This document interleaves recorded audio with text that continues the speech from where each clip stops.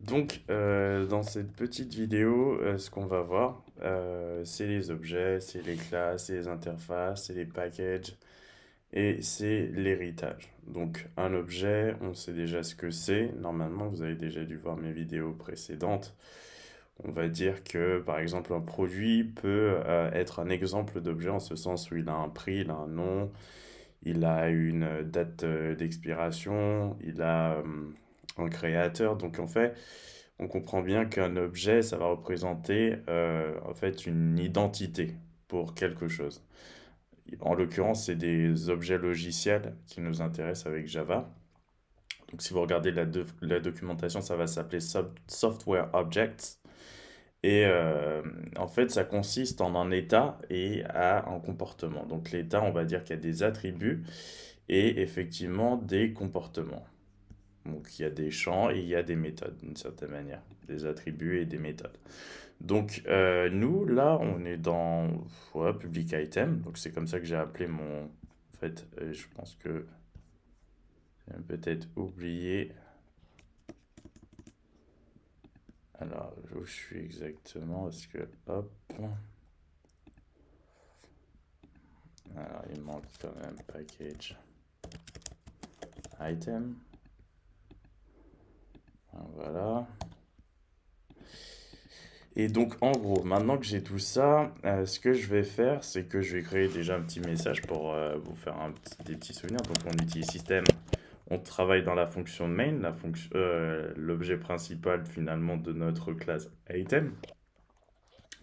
Système out print va nous mettre un petit message, va nous print justement un petit message dans le terminal hello. Ça, on connaît déjà, on n'oublie pas le point virgule. Alors, en l'occurrence, voilà, il faut faire attention.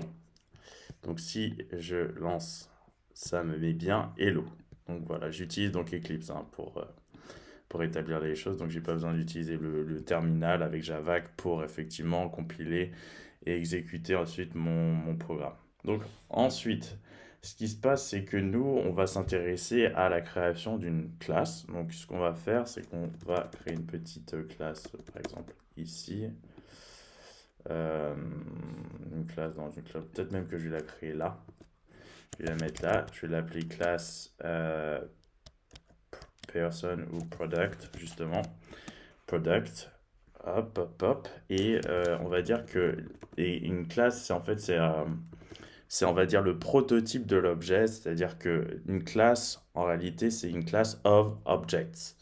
Donc, ça veut dire que tous les objets finalement de cette classe qui vont être créés qui vont être en réalité des instances de ces classes, vont avoir certains attributs, les mêmes attributs et les mêmes méthodes. Ensuite, on pourra effectivement voir les choses plus en détail parce qu'en réalité, des classes, alors ça, on va dire que ça va être la classe mère, classe mother class, et en fait, on va créer peut-être aussi, on a déjà vu dans d'autres vidéos, mais une classe fille, daughter class, et etc., etc. Donc, ce que je crée, c'est mes petits attributs. Et on va dire que j'imagine un ID. Un ID sous forme d'int. ID égale. Et là, je vais mettre. Non, je vais rien mettre. En réalité, je vais juste déclarer ID. Ensuite, je vais pas initialiser. Ensuite, on imagine bien qu'un produit il a un prix. A price. Ben, évidemment, le prix, ça va être un integer. Donc, on met price. Ensuite, ce qu'on peut mettre également, c'est un nom. Donc ça va être une chaîne de caractères. Donc on met ça le type string, donc avec name. Hop. Et on peut mettre quoi d'autre? Un prix, un name et un créateur par exemple. Donc on va mettre string creator. Et on va mettre... bah, c'est bon. Ça va être sous forme de chaîne de caractères.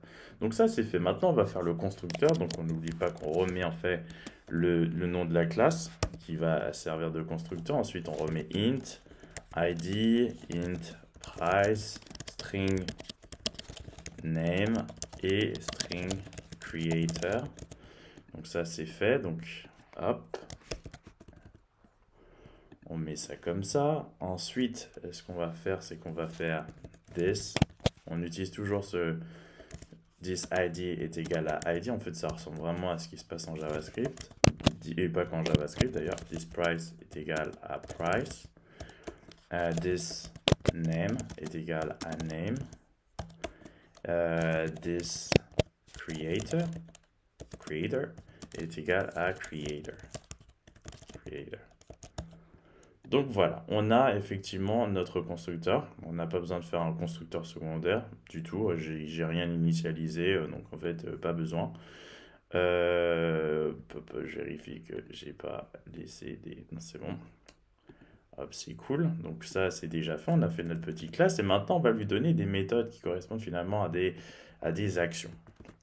Par exemple, on va dire que je veux que ça m'affiche le prix du produit juste en utilisant une fonction, donc une méthode. Lorsqu'on est à l'intérieur des classes, on appelle ça des méthodes, mais en Java, toute fonction est une méthode. Et le truc, c'est que, enfin, vous comprenez cette idée, dans le sens où méthode et fonction sont synonymes, en l'occurrence, pour ce langage de programmation. Et le truc que l'on va faire, c'est que on va créer donc cette première méthode, first method, et on va dire que ça va être une void, ça va retourner aucun résultat, ça va juste afficher dans le terminal quelque chose, donc on fait void show product name, par exemple, hop, hop, hop, hop, aucun paramètre n'est pris, hein, évidemment, et en fait ça fait juste un système out, print, et ln, et this name. Donc c'est fait avec un point virgule pour que tout soit bon. This name. Donc évidemment ça met ça parce qu'on ne l'utilise pas. This method show is from the type is never used locally. Donc on va l'utiliser. Donc ça c'est notre première méthode et je pense qu'on va arrêter cette vidéo déjà sur la fabrique de cette méthode finalement qui est une méthode de classe et pas une méthode d'instance puisqu'on lui passe rien et on l'a même pas mis en public. Et d'ailleurs on devrait la mettre en public pour pouvoir l'utiliser à l'extérieur de la classe. Donc voilà. Et le truc, c'est qu'on va donc fermer la classe. On va créer une instance. Alors, c'est bizarre, mais je vois pas où j'ai fermé ce truc. Donc c'est là, là, là, là. Ok, donc c'est bon. Donc je ferme la classe. Maintenant, je fais une instance de la classe. Donc on est obligé d'utiliser comme type finalement la classe même. Donc product. Product. Je vais l'appeler K, égale new, toujours ce mot-clé, product. Et en fait, on sait que ça attend un ID, un price, un name et un creator. Donc, on est obligé d'ouvrir des parenthèses et de placer un ID qui est du type int. Donc, on va dire que c'est l'ID, c'est 1. Ensuite, le prix, c'est par exemple 20 euros. 20 euros une voiture, non quand même pas, 20 000. Ensuite, ça attend un nom, donc on va l'appeler Tesla par exemple, Tesla. On va mettre 30 000, Tesla. Et ça attend une chaîne de caractères, comme on l'a défini ici. On l'a déclaré en string, donc il faut s'y tenir.